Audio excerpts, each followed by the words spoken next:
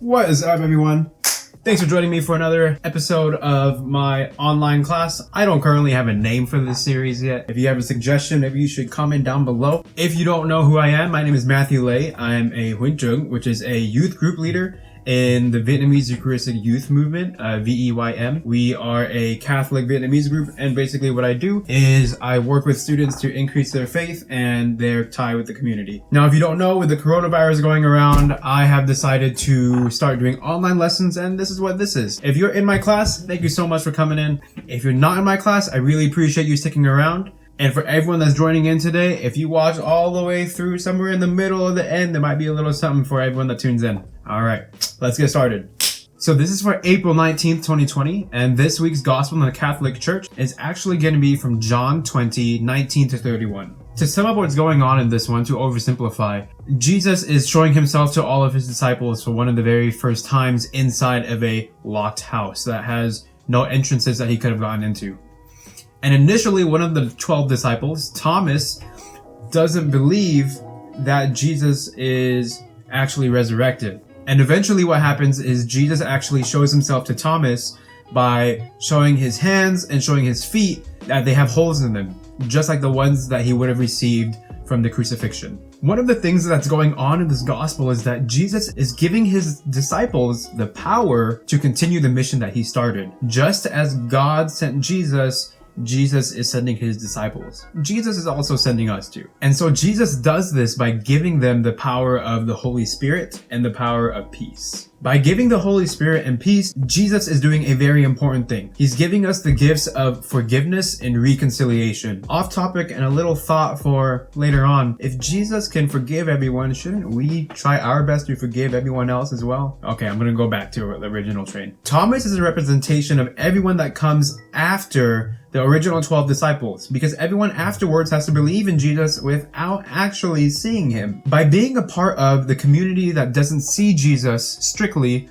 but still believes in him and maybe experiences him through other ways, we are being part of that group that Jesus says is blessed. And so one of the very big lessons that we learn from this gospel is about faith. One of the very core definitions of faith is when we believe in something that we don't necessarily see right in front of us or experience right in front of us. In the Catholic Church, we actually practice faith all the time. We practice faith in the existence of God and Jesus. When I go to reconciliation, I don't actually hear Jesus speaking in my head, but I still believe that he forgives me. When I and all of us pray to Jesus every day for guidance in everything that we do, because I for sure need it, I don't hear God saying, here's what you're gonna do step 1, 2, 3, and 4, and then you're gonna get your $1 million in a Maserati. It doesn't work that way.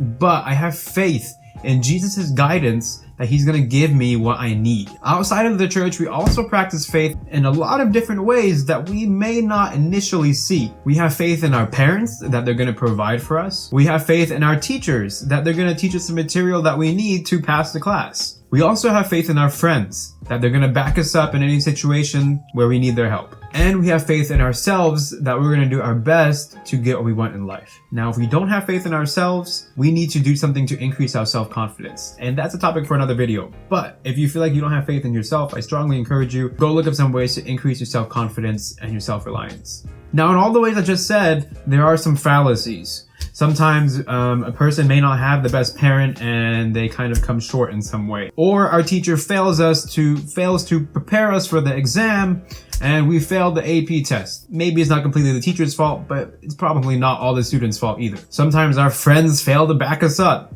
You know, they kind of flake on us for a certain thing that we really needed them to come through for. And sometimes we fail ourselves. We know that we need to do something hard, but we succumb to temptation or procrastination and we don't get it done and we fail ourselves. Now, all of these things are okay because they're mistakes and they make us human. And we do our best to have faith in others and faith in ourselves. Although Jesus is also human, he is also godly. And so he is able to avoid a lot of these mistakes that we commonly do. To sum it all up, Jesus is giving us the Holy Spirit and peace, and that peace is achieved through the faith that we have in Jesus. Although things may not always look like they're going to turn out right, we have faith in Jesus and his almighty power that he's going to pull through for us one way or another. Although it can seem daunting to release control from our lives, when we know that it's in a power that is almighty and can take care of everything, it's liberating and actually allows us to continue with our lives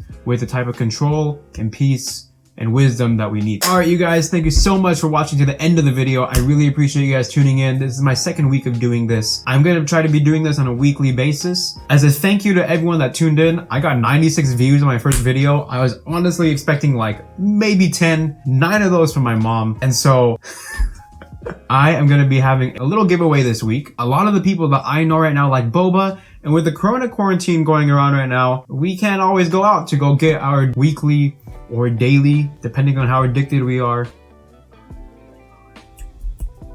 amount of boba. And so what I'm gonna do is for whoever wins this, I'll order you Grubhub or Postmates or something from your favorite boba place, as long as they're on the app, and I'm gonna send it to your place as a thank you for you watching all of these videos. Now, the way we're gonna pick the winner is this. You're gonna have to comment below the answer to this question, and you have to get it right. Next week's video is when I'll announce the winner. If you comment on the video, make sure you watch out for your DMs. So the question is, in the Catholic Church, there used to be a really surprising role. There used to be a role that had a really surprising name that you wouldn't think of to be in the Catholic Church. What is the name of that role?